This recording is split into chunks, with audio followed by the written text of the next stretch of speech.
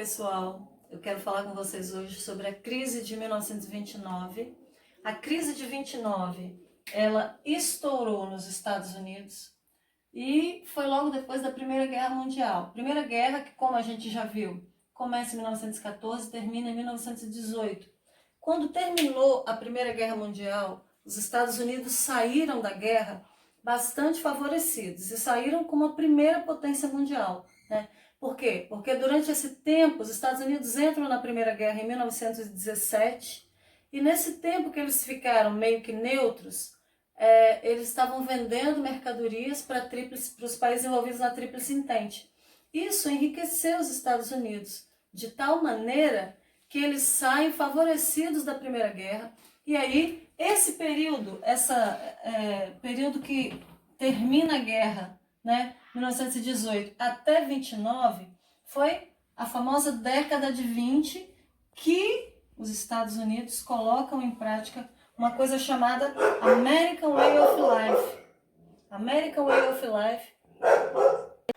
A década de 20 nos Estados Unidos foi marcada pelo American Way of Life, ou o famoso estilo de vida americano. Esse estilo de vida americano, ele se resumia numa vida confortável que os Estados Unidos tinham, né? E a frase preferida deles é: um carro, faz de conta que isso aqui é um carro em cada garagem, um frango, isso aqui é o frango, igualzinho, um frango em cada panela. Então, o que os norte-americanos queriam dizer com isso? Nós, os norte-americanos, temos o nosso estilo de vida, nós vivemos com conforto, nós comemos bem, todo eletrodoméstico que lançava, eles faziam questão de ter.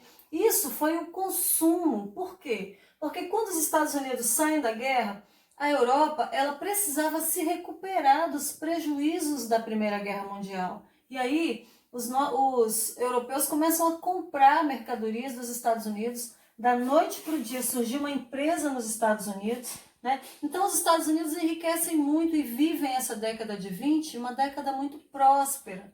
E uma coisa que os norte-americanos adotavam era o liberalismo econômico, né? A prática do livre mercado, ou seja, a não interferência do Estado na economia.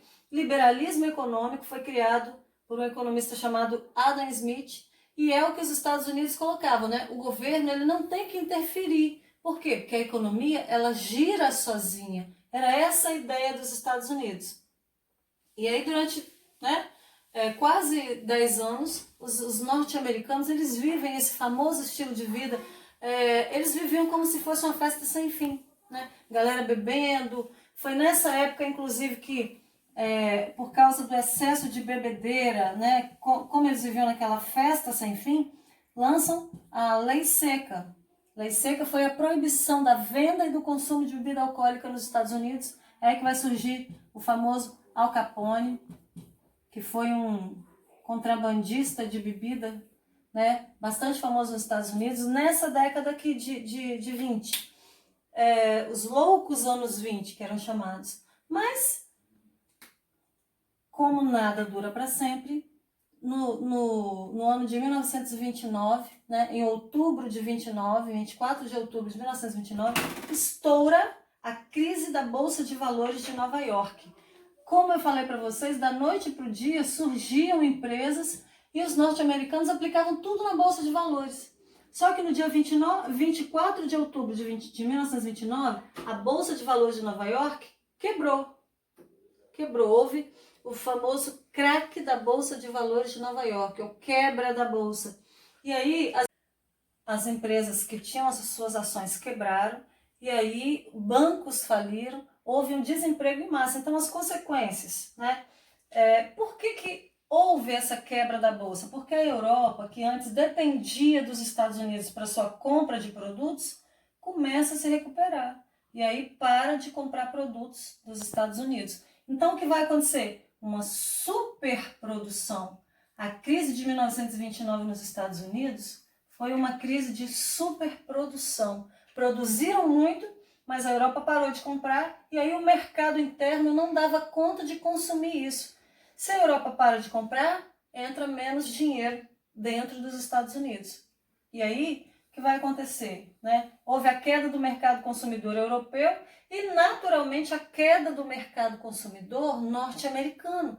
Por quê? Porque se havia desemprego, as pessoas não tinham dinheiro para consumir. Os produtos, então, ficavam estocados.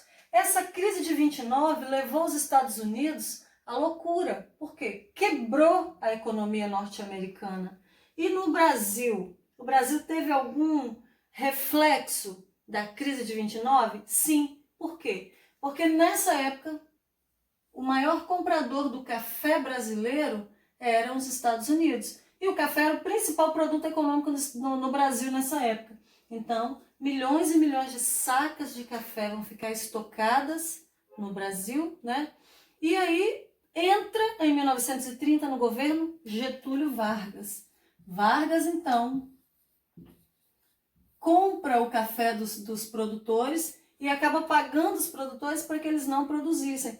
E aí milhões e milhões de sacas de café foram queimadas no Brasil, né? No governo Vargas, para quê? Para controlar essa superprodução no Brasil. Então a solução para a crise no Brasil foi com Getúlio Vargas, a queima de milhões de sacas de café. Mas e nos Estados Unidos, que eles estavam falidos, né, desempregados, bancos falidos, empresas falidas, qual foi a solução? Entra no governo um presidente chamado Franklin Delano Roosevelt e ele decide abandonar o liberalismo econômico. Já foi provado que é muito importante que o Estado interfira na economia. Nós temos visto isso agora, nesse momento de pandemia, quando a mão do Estado ela é incrivelmente importante. Se não fosse a mão do Estado, como que estariam os países hoje? Então, todos os países, mesmo os mais liberais, têm, né, colocado a mão para poder controlar ou ajudar economicamente nessa pandemia. Aqui não foi diferente. Roosevelt, ele coloca em prática o New Deal. New Deal é uma palavra que significa novo plano, um novo acordo. E foi quando o governo abandona o liberalismo e aí interfere na economia, emprestando dinheiro para os bancos, criando frentes de trabalho, muitas obras públicas, e aí, né, dessa forma, controlou o desemprego, controlou a crise nos Estados Unidos, né, o governo injetou dinheiro na economia. Isso foi muito importante para controlar a crise. Então, isso aqui é um breve resumo do que foi a crise de 1929. Beijo.